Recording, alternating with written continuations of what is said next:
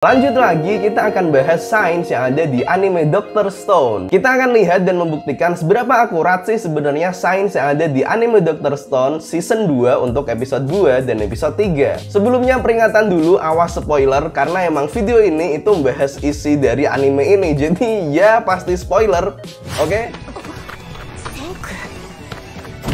Mantap. 科学のびっくりドッキリアイテムレベル2 Saya, 先行 oke. 玉だ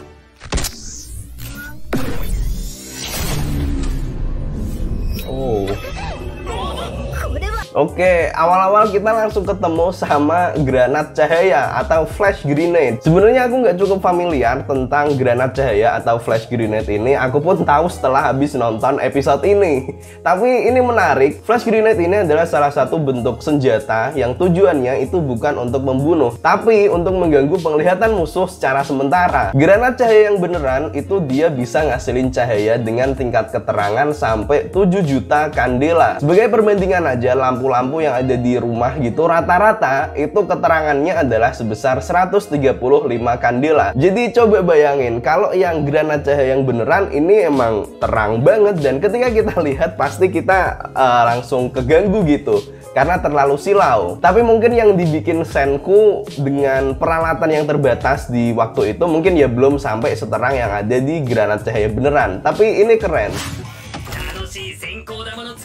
Oke. まず海水を煮詰めるとにがりっつうのが湧いて出るぞ。それを熱々に溶かして電気を流してやるとマグネシウムゲット。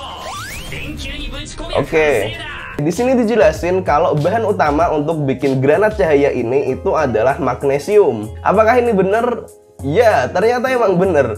Ternyata emang salah satu bagian utama dari granat cahaya itu memang magnesium. Tapi granat cahaya yang asli, ini tadi aku habis searching, itu udah lebih kompleks isinya. Nggak cuma magnesium, tapi juga dengan bahan-bahan lain. Aku sendiri kurang familiar sama hal ini, tapi ini make sense. Magnesium itu kalau dibakar emang bisa menghasilkan cahaya putih yang itu terang banget. Magnesium ini itu juga salah satu bahan utama yang dipakai di kembang api. Jadi secara simpel, granat cahaya yang dibikin Senku ini itu sama aja kayak kembang api, atau lebih spesifik itu kayak kembang api tetes. Kembang api tetes itu dia bahannya terbuat dari magnesium oksida, dan kalau dia dibakar hasilnya itu kan terang banget kan. Coba komen siapa yang pernah main kembang api tetes. Nah itu pasti tahu kalau kembang api tetes itu kalau dibakar hasilnya terang banget. Komen ya yang pernah main.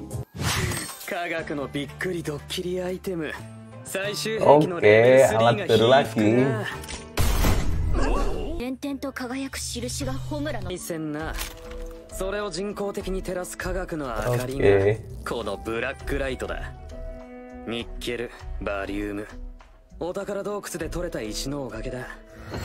要はただガラスに混ぜもんして紫色にして。 Ini menarik ini. Jadi di sini Senku itu dia bikin lampu UV, lampu ultraviolet. Caranya seperti yang ditunjukin di anime ini tadi itu susah karena butuh bahan kayak nikel, barium, dan lain-lain. Nah, kabar baiknya kita bisa loh mereplika apa yang dilakukan Senku ini tadi dengan bahan yang lebih sederhana. Istilahnya ya versi low budget lah. Teman-teman nanti juga bisa coba ini di rumah. Caranya cukup dengan HP dan beberapa alat tambahan. Ini aku pertama kali tahu dari salah satu video YouTube di luar yang juga bahas soal ini. Aku naruh linknya di deskripsi kalau mungkin ada teman-teman yang pengen nonton langsung. Jadi pertama kita itu butuh lampu flash dari HP atau tablet lah, bebas. HP ku tak pakai ngerekam soalnya. Terus juga solasi sama spidol merah dan spidol biru. Caranya tinggal gini aja, kita kasih solasi di lampunya, terus kita kasih spidol merah, terus tambal solasi lagi dan kasih spidol biru.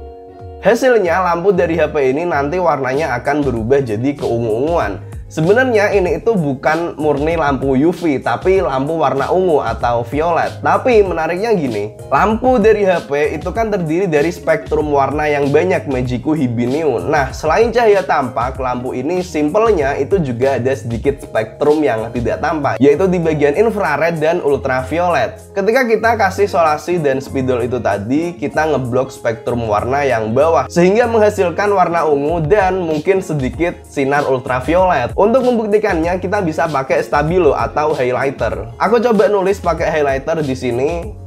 Dan kita lihat kalau pakai cahaya biasa dia itu kondisinya ya biasa aja, ya kelihatan tapi biasa aja gitu. Tapi coba kita sinari pakai lampu HP yang udah kita modifikasi ini tadi. Nah, dia berhasil nyala. Coba kan kelihatan warnanya agak lebih terang dikit gitu, agak nyala-nyala dikit.